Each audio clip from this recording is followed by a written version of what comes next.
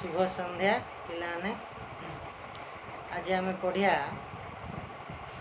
बंदीर विरह व्यथा तुमर सिलेबस रिवाइज आसपर्यंत मो पास तो पहुँचनी तो आज रिवाइज पुणी प्रकाश पाई किंतु मो पाखे पहुँचनी पाठटा थी ना मुझे जानी देखिले आसो काली सुधा हे आज पढ़दा चल आज माने कहूँ मु बंदीर विरह व्यथा विषय आज आम पढ़ा जदि रिवाइज जदि एटा नथियो तापर चिंता करिया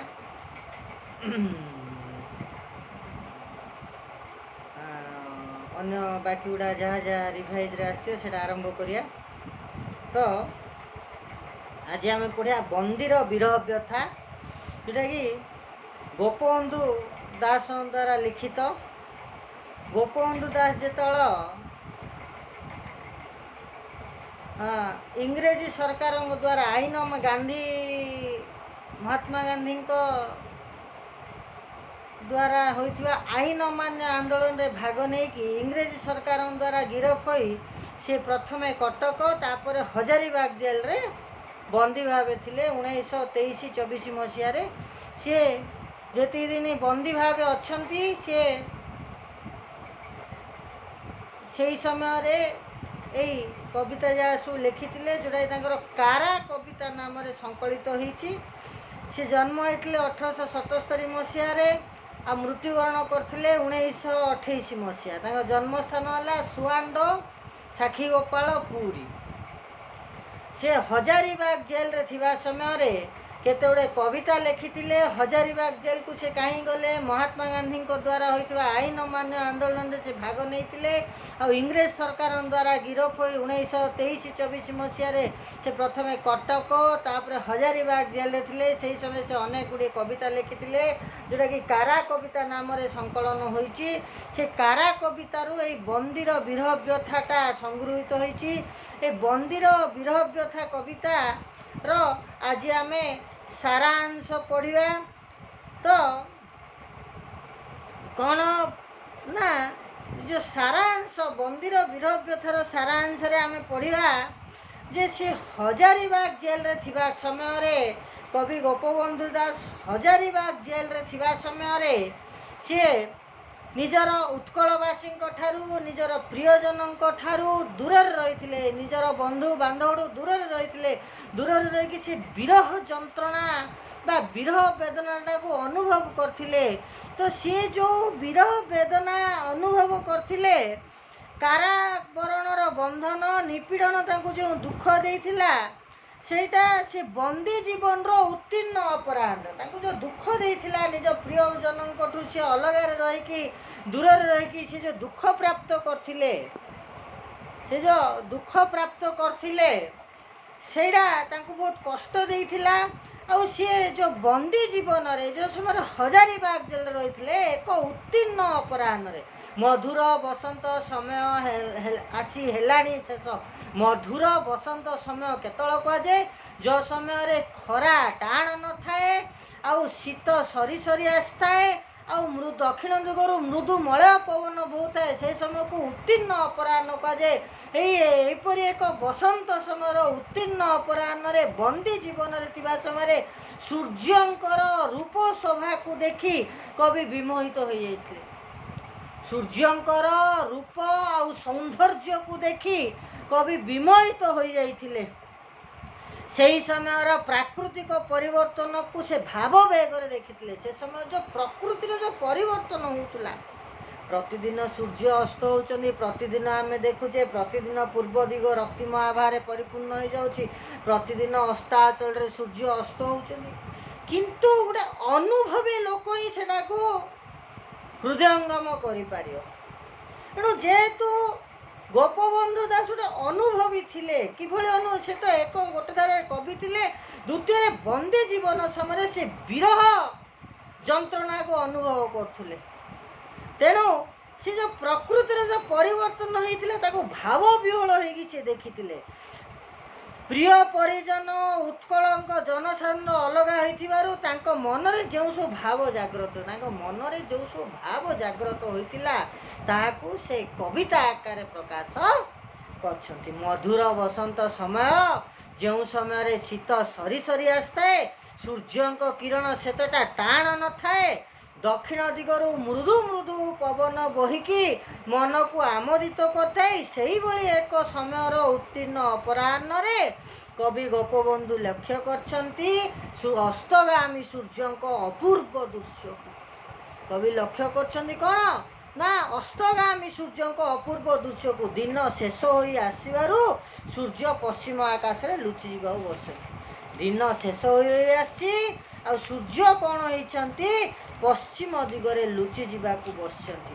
ସେଇ ସୂର୍ଯ୍ୟ ଯେଉଁ ପଶ୍ଚିମ ଦିଗରେ ଲୁଚି ଯାଉଛନ୍ତି, ସେଇ ଲୁଚି ଯିବା ସମୟରେ କ'ଣ ହେଇଛି ନା ପ୍ରକୃତିର ଶୋଭାକୁ ସେ ଦେଖିଛନ୍ତି। କ'ଣ ନା ସୂର୍ଯ୍ୟ ଅସ୍ତ ହୋଇଯାଉଛନ୍ତି, ଆଉ ସେହି ସମୟରେ ଆକାଶଟା ରକ୍ତିମ ଆଭାରେ ପରିପୂର୍ଣ୍ଣ ହୋଇଯାଇଛି ସୂର୍ଯ୍ୟଙ୍କ କନକ କିରଣ ଦ୍ୱାରା, ସୂର୍ଯ୍ୟଙ୍କ କିରଣ ଦ୍ୱାରା। ତେଣୁ ସେ କହିଛନ୍ତି କ'ଣ ସୂର୍ଯ୍ୟ ବିଦାୟ ନେବାକୁ ବସୁଛନ୍ତି, ଆଉ ତାଙ୍କୁ ବିଦାୟ ସମ୍ବର୍ଦ୍ଧନା ଦିଆଯାଉଛି। ଚନ୍ଦ୍ର ଆତପେ ବୋଲି ଗୋଟେ ଶବ୍ଦର ଏଠାରେ ପ୍ରୟୋଗ କରୁଛନ୍ତି, ଅର୍ଥାତ୍ ଆକାଶଟା ଚାନ୍ଦୁଆ ଭଳିଆ ହେଇଯାଇଛି। ପକ୍ଷୀମାନେ କିଚିରି ମିଚିରି, ସନ୍ଧ୍ୟା ସମୟ ହେଲା, ପକ୍ଷୀମାନେ ନିଜ ବସାକୁ ଫେରୁଛନ୍ତି। ବସାକୁ ଫେରିବା ସମୟରେ କିଚିରି ମିଚିରି ଗାନ କରୁଛନ୍ତି।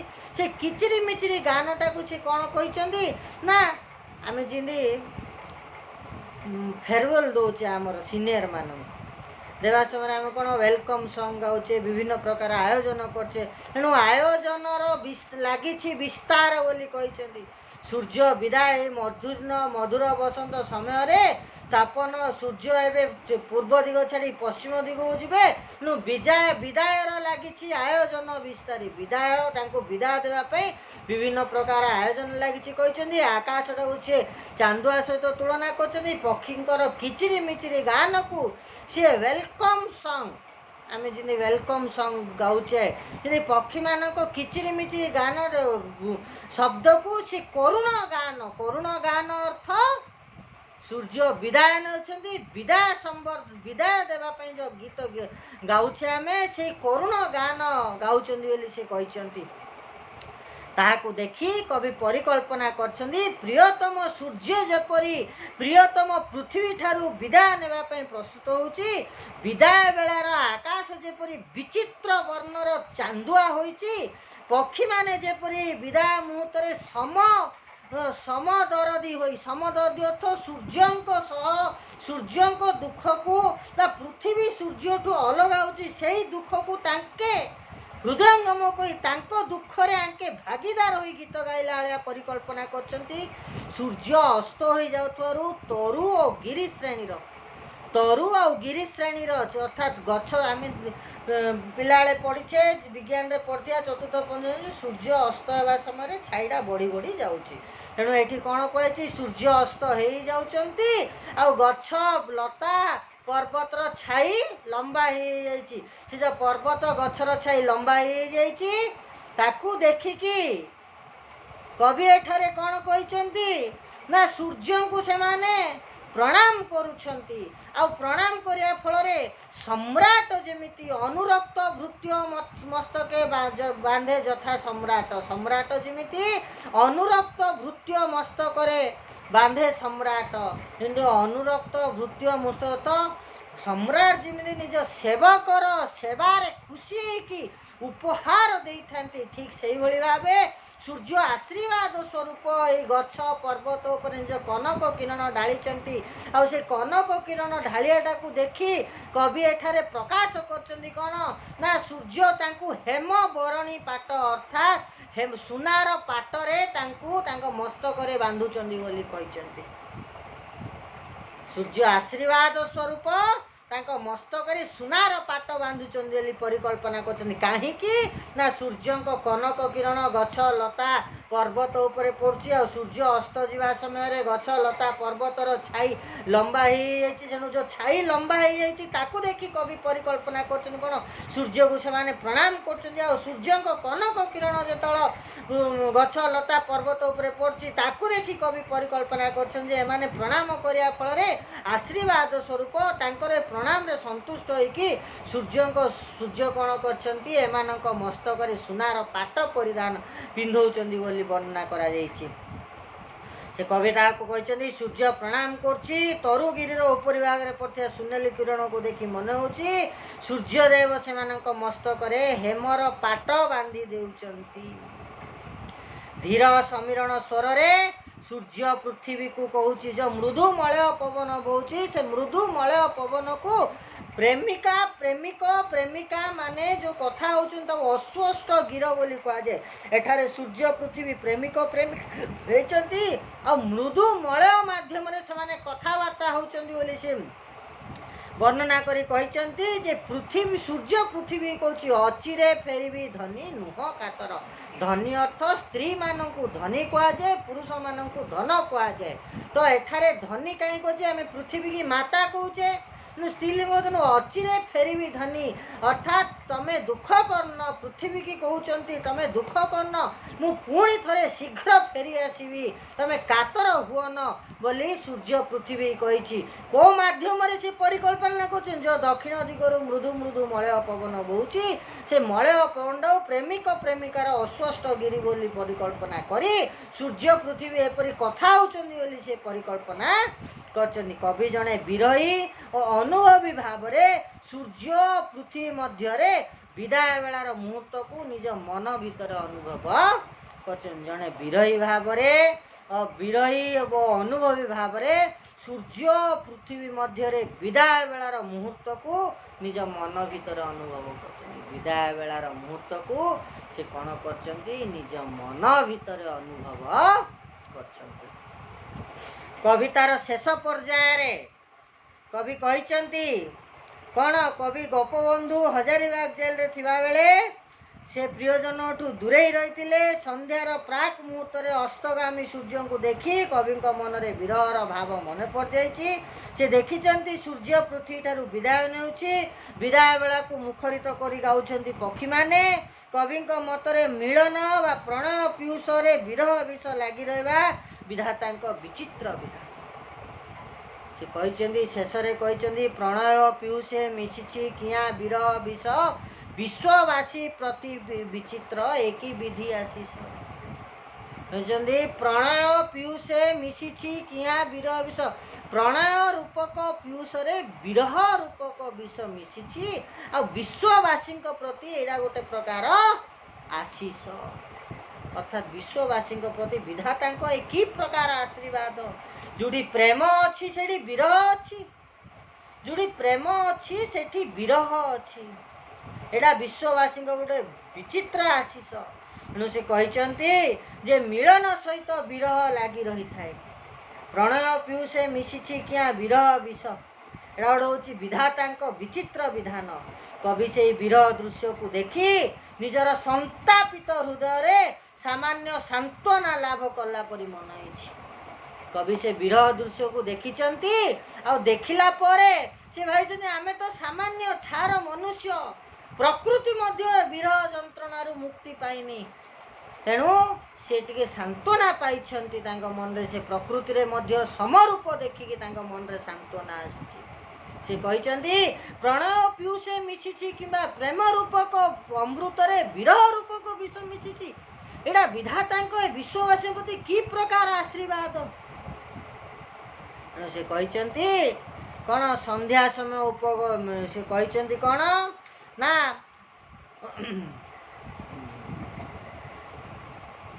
विदाय बेलार मृदु समीरण रे पुणी फेरी आसबि बोली सूर्यदेव प्रबोधना देइचंती काकू ना पृथ्वी की अल्प समय पर पुणी फेरी आसबि से कहते कौन ना से अपरूप दृश्य को ही अनुभव किए करि परिबो केवल जड़े अनुभवी नेत्री जड़े अनुभवी नेत्री ही से अपरूप दृश्य को अनुभव कर ये जड़े अनुभवी थिले ये विरह जंत्रणा रे ଭରି ହେଇକି ଥିଲେ।